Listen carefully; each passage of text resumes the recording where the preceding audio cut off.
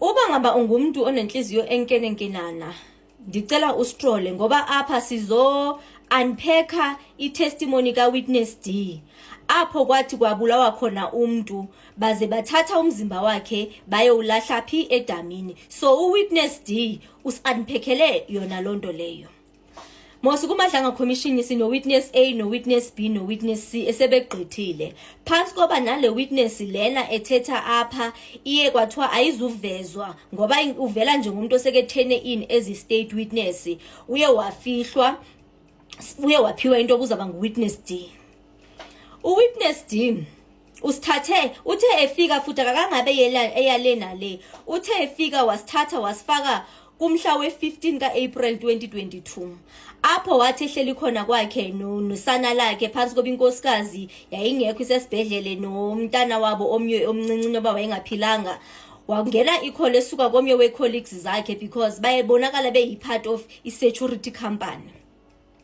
Uthi kwangena icall esuka kuKobus emchazela malunga ne-operation abanayo phansi koba ingathi kunesuspectana ithile eyase Brakpan esolwa ngoba babenze i-robbery kwi-warehouse ithile kwicala kwiside lase Brakpan. So ingathi umkhondo uyavela into yoba uphi use Brakpan. So uthi atsho into yoba andizukwazi ukuphumelela because ndibhizi ndigadane nomntana, inkosikazi ayikho isesibhedlele ikhayambisa umntana esibhedlele. Ingathi ke eventually aphethe evumile into yoba ayuzawuya ke abe echilo ke phofu uKobus lo into yoba ayikhona namaphoyisa i-operation njengathi seriousana because involve namaphoyisa. Uthi hayi ke athi it's fine, aye aleqise aye ke apho ayefikile ke apho. Xa kefika uthi kuthenge kudalanga afuna ukuyothenga i-drink kuyabizele uNcwebu uKobus lo wecala into bayimani kasike sambe sothatha siyothenga i-drink. Uthi azama ukumchazela ba mina lamadoda lana ohamba nawo andiwathembi ncame bangamadoda nobungozi obuthizeni. Ingathi uyabazi ke ngendlela kabazi ngayo ngoba khona nomnye oyi-1 akaze atsho into bingathi une relationship nje engekho nhle. So ndicela ukwenza i-disclaimer, amagama ababantu aba andiwazi ncam, so ndizowabhuda ndizowathetha anditha simboni lo muntu akukho apho ezethetha khona ebhalwa khona lamagama and anobukhaladaha anobulungurha atheni. So ndizawabiza ngendlela ndimve ingathi wabiza ngawo, so andikho sure ngalamagama lana. So usho ke uthi hayi atsho njalo azatsho athi ngathi omnye uDeandra ekhona Deandra Pretorius apho oyaku o810 into engathi njalo. So ingathi une relationship engekho nhlenyana ke no Deandra.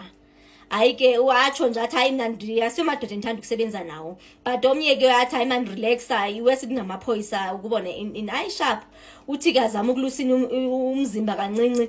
Hayi kufikwe ke kulomzi lona, xa kufikwa kulomzi abone into engathi bugarage nyana kule Jarity kukhona nama outside room athizeni. Uthi hayi ke amapolisa athe ngena kuthi sa, xa wethi sa njalo yena ingathi no Kobus ba bheke ngase kwenye outside rooms. Xa befika apho bafike ke kukhona ikhapule ethizeni enesana elincinci ke. Hayi kungekudalanga besafuna ukwazi into yoba iphi i-suspect, bafuna ukwazi ngomcimbi wale suspect abayifunayo. Ngathi abasendlini bakhwaze ngokungathi nanku khona apha sebemfumene lo muntu abamfunayo. Hayi ke buvele baphuma bahamba bayongena endlini bonke. Hayi ke kungeniwe ke endlini, xa kungenwa kufuna ukwazi malunga nomcimbi wezinto ezitshontshiwe phi kula warehouse. That is what the operation was about according to information yakhe naxa efonelwa kutsho njalo. Hayi ke ingathi ke inoba ubuzwena ngendlela buhabaxa ndlela ngekho renhle ncamnyana, eventually ize yakhona nento engathi uphethe eveza umcimbi oba emadoda singalimazanani nani ndinayo emadlana endinayo apha endlini engange 500,000. Ingathi ke ngoku kutshintshwe kwa indlela le yento ebezelo mosundoqezelwe apha kuzelwe umcimbi we-stolen goods. Hayibo kubonakala ingathi ngoku sebefocusa kulo mcimbi we-500 le ndoda ethetha ngawo kwathini, but into yakhona ifake nokumtyhuba lo muntu oyisuspect. Ukutyhuba ke ukuthi umuntu athwaliswe iplastic apha enhloko azama ukusuffocatewa ngayo ngendlela yoba makathethe.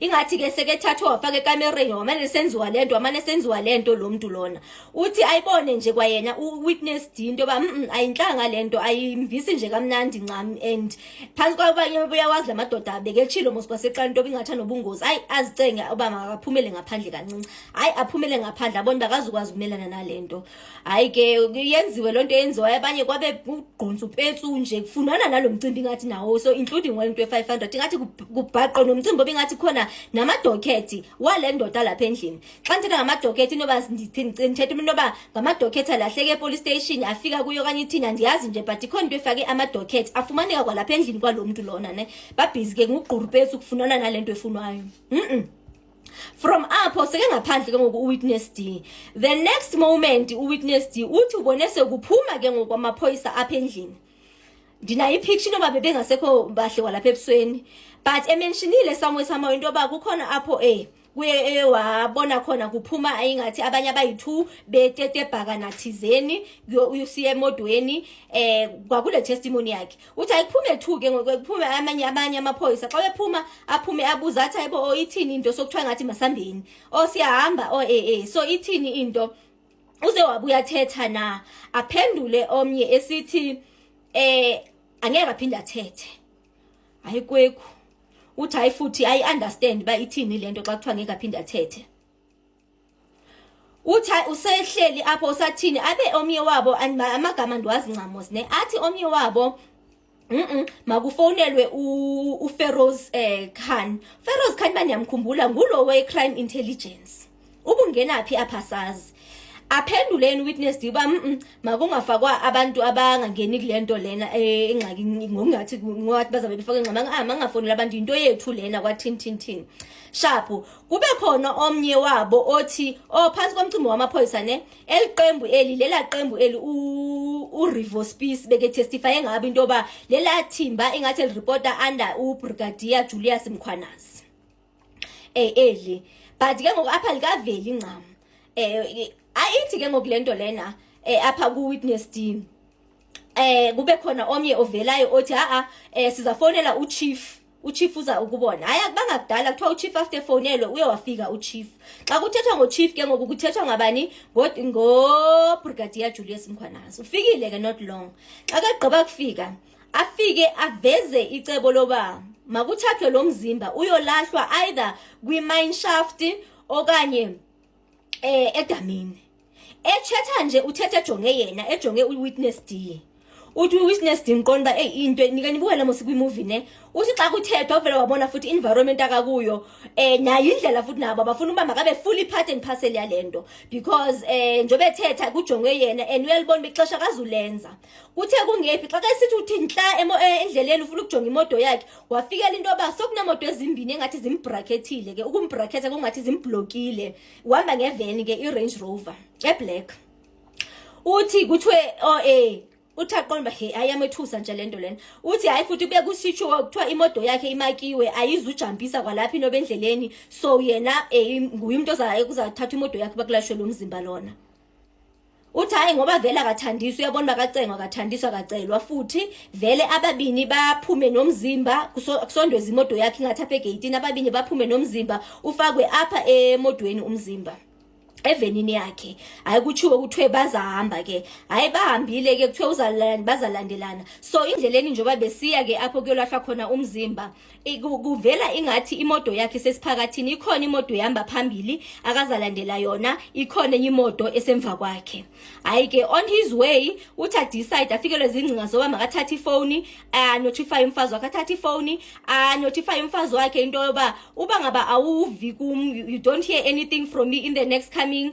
1 hour 30 minutes or so ndicela uzufonela amapolisa amsendele ne live location yakhe kuyiwapi ke ngoku kuyiwa le damini ndizakwenza upart 2 so that nizo understand into ba kuye kwenzekani ezibesendleleni eyapi eyolahlela umzimbi edamini laphi laseBrakpan in Crocodile Road, Sally's Village in Brakpan. 300 Pretorians then pushed the man into the second bedroom and closed the door behind them. I noticed the 100 Pretorians, the suspect with a plastic bag with the 2 SAFS Brakpan members assisting him from the right hand side of the double bed.